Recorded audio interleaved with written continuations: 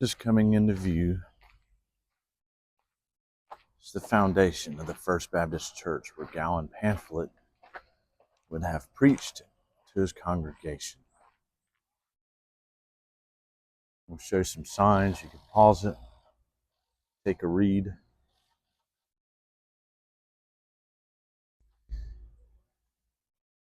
There's the foundation. Those piles of soil back there is where there were some enslaved that were exhumed and DNA tested and put back. That's a graveyard back there.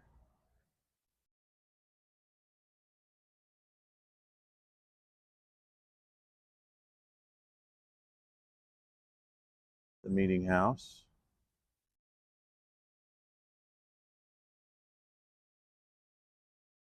And all of the burials.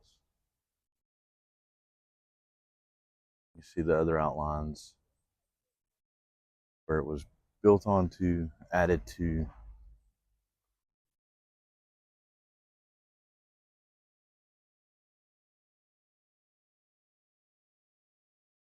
Up here is the Bray School, and unfortunately, when I was learning about it, I thought, what a great thing, the Bray School. And at first glance, it is a school for the enslaved. They can learn to read and write, and it's very possible Gowan Pamphlet attended there or learned secondhand from another person there how to read, how to write, and that's when he began reading the Bible for himself.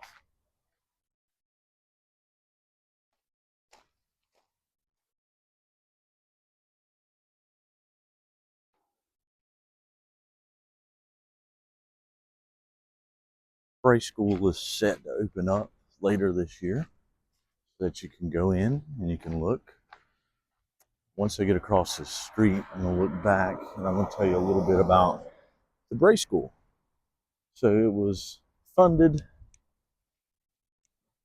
by the Anglican Church. It was funded by the Crown.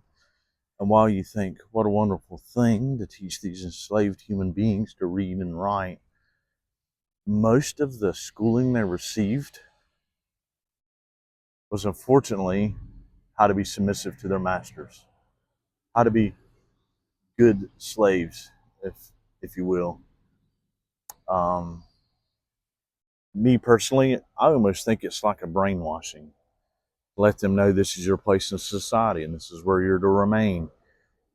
And this is where you're going to be and how you'll fall in and how you'll treat your masters.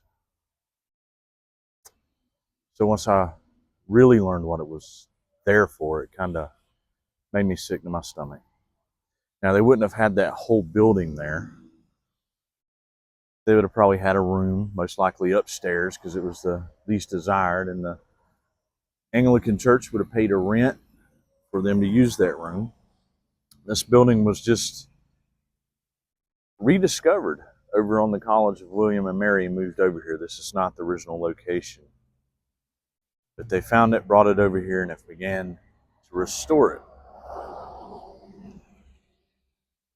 That is this Custis estate that I was talking about, where he would walk out and be looking right at the Bruton Parish Church, and everyone coming out of the church would have to look directly at his house and his gardens and his estate. In the background, you can see the museum.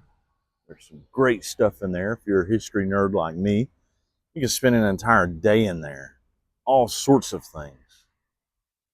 Over there, they're building an archaeology building where not only they can display some of their finds, but it'll give the archaeologists a new updated space to do their work. And in the woods behind it, they have discovered a foundations of a home. It's actually under the back corner of a house that was built in the 1600s before Williamsburg was even a town. So when they get it completed, it's going to have a plexiglass floor, and you'll be able to look at the foundations of that original home. Just there's the public hospital. I think it was mostly for the insane. I also think it was used for the Civil War when the Civil War came through Williamsburg. I can't remember exactly what it was. I've got to study it out more. It was either the Confederacy chasing the Union or the Union chasing the Confederacy. It's kind of like a series of smaller battles where they would run and engage and run and engage over and over again through Williamsburg, Yorktown. I think they even went into Jamestown, but it wasn't like a battle like Gettysburg you would think about. It was more of a retreat and a pursuit. Again, the Custis Estate,